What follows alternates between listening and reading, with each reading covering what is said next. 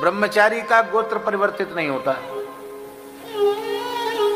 पर जब तक वो पलाश दंड लिए है तब तक उसको सूतक आदि स्पर्श नहीं होता है।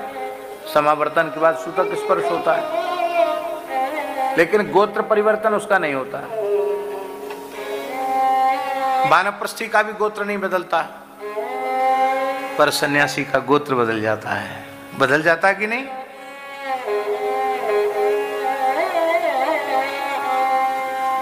उसके गोत्र का परिवर्तन हो जाता है।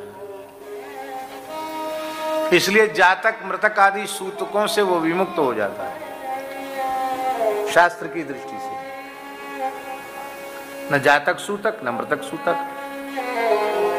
और शास्त्रों में लिखा है कि व्यक्ति को एक दिन भी अनाश्रमी नहीं रहना चाहिए।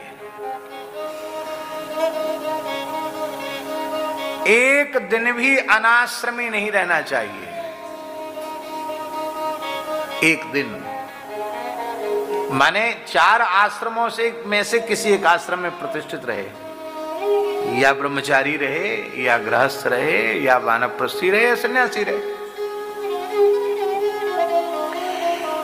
पितामह भीष्म अनाश्रमी थे।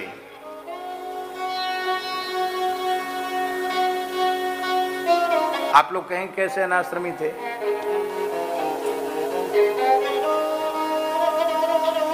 ब्रह्मचर्य आश्रम पूर्ण करके समावर्तन पूर्व गृहस्थ में है, न ब्रह्मचारी आश्रम में है, इसलिए उन्हें अनाश्रमी माना गया।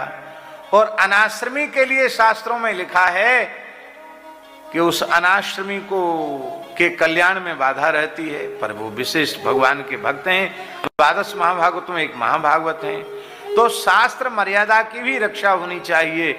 तो बोले कोई बात नहीं, इनको एक व्यवस्था बना देते हैं कि संसार में कोई भी श्राद्ध तर्पण करेगा, वो सब अनाश्रमी होने पर भी उनको सब जल देंगे, पिंड देंगे भीष्म जी के लिए हैं। वैयाघ्र पद गोत्राय सांकृत्य प्रवराय च अपुत्राय ददाम एतत् जलम भीष्माय वर्मणे। सभी लोग भीष्म जी को जलांजलि देते हैं। अनाश्रमी नहीं रहना चाहिए। वर्तमान समय में तो ठाकुर जी सब अनाश्रमी हैं प्रायः। कैसे? यज्ञोपवीत संस्कार के बाद तुरंत समावर्तन हो जाता है, तो समावर्तन के बाद विवाह होना चाहिए। नहीं हुआ विवाह तो क्या हुए? अनाश्रमी हो गए। जब तक ब्याह नहीं हुआ तब तक अनाश्रमी हो गए। ब्रह्मचारी रहे नहीं, गृहस्थ हुए नहीं, तो जितना समय बीता वो अनाश्रमी में बीता।